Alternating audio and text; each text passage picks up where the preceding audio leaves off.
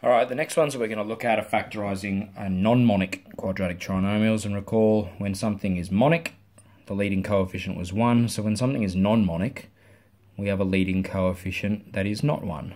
Alright, for example, 6 in this question and 9 in the following. Alright, but anything that isn't 1, we refer to as a non-monic quadratic trinomial. So how do we factorise them? Again, our aim is to put these back into brackets.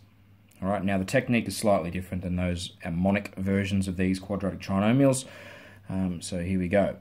First thing we're going to do is, let's try and apply the same process. If we try to think of two numbers that times to give 10, that add to give 19, we're not going to have any luck. 10, we can choose 2 and 5 or 1 and 10, right? And neither of those pairs of numbers adds up to 19. So this is a problem straight up. So what we're going to do is we're going to take this new coefficient, this leading coefficient of 6, and we are going to multiply that by a constant term. All right. So we're interested in now, I'm going to put it in brackets above it, positive 60. All right. So now we have a different number to play with, and our aim is again to find two numbers that are going to multiply to give positive 60, that are going to add together to give 19. All right. Via a little trial and error, or maybe you got lucky, or maybe you're just all skill, you would have come to the conclusion that 15 and 4 multiply to give 60, and they add to give 19, right? So that was 15 times 4 equals 60, and 15 plus 4 equals 19. So these are the two numbers that we're interested in. So what we're going to do is we're going to split this middle term, this 19x, into 15x and 4x. So let's write that over here. We're going to have 6x squared. I'm splitting the 19x into 15x and 4x. And then, of course, finish it with this constant term of 10. Now what we can do is factorise by grouping in pairs. So looking at these two pairs of terms, we can factorise separately. So looking at 6x squared and 15x, I think it's clear that 3x is the common factor. Right, between 6 and 15, 3 is our greatest common factor, and x squared and x leads to an x. So we open a bracket. What goes back in? This 3 requires a 2 to become 6, when we multiply, of course, and x requires an x to become x squared. To turn 3x into 15x, we're going to need a 5. Looking at the next pair, 4x and 10, 2 is common. If we're going to turn a 2 into a 4x, we need 2x. And if we're going to turn 2 into 10, we need a 5. Now, if you've done this correctly via this technique, you will always end up with these brackets being exactly the same. Because, of course, now our next step is to notice that these two terms of this expression have a common 2x plus 5.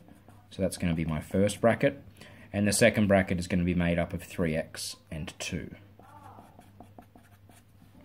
Alright, so a bit more drawn out process than the monic versions of quadratic trinomials.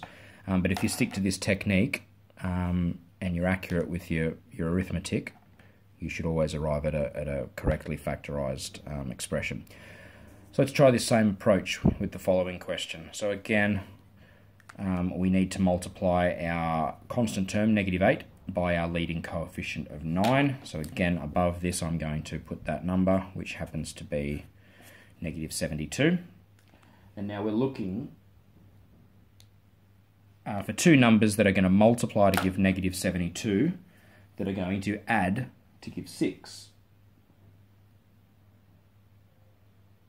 Alright, so if we look at those two, again, by trial and error, this one might be a little bit trickier, but looks like we've got minus 12, well, let's go minus 6 times 12. Now if we do that, that does in fact equal negative 72, and if we do minus 6 plus 12, that gets us to 6. Alright, so negative 6 and 12 are the two numbers that we're interested in. So again, we are going to split this middle term up into negative 6 and 12. So I'll write it as 9x squared. I'm going to split this up into negative 6 and 12, so I'm going to write that as negative 6x plus 12x minus 8.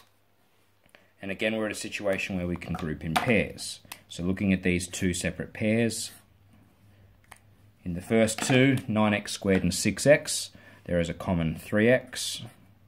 All right, we need to put a 3x back in because 3x times 3x is equal to 9x squared. And then we need to put minus 2 because 3x times minus 2 is minus 6x. Then between 12x and 8, 4 is common. And what goes back in? 3x does. All right, 4 by 3x is 12x and minus 2. Again, note that these two brackets are the same, which leads to our final line, 3x minus 2 being our common bracket. And then the second bracket will be made up of 3x and 4. All right, so we have completely factorized this non-monic quadratic expression.